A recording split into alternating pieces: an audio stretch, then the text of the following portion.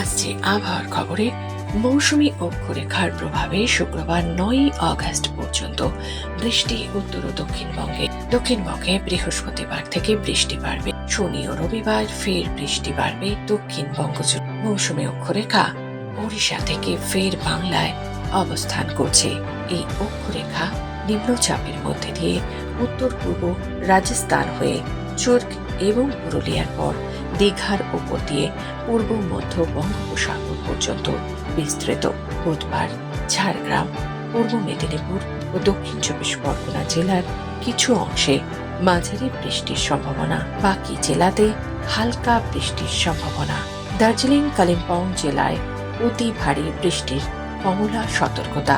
আলিপুরদুয়ার, কোচবিহার ও জলপাইগুড়ি জেলাতে ভারী বৃষ্টির কমলা সতর্কতা।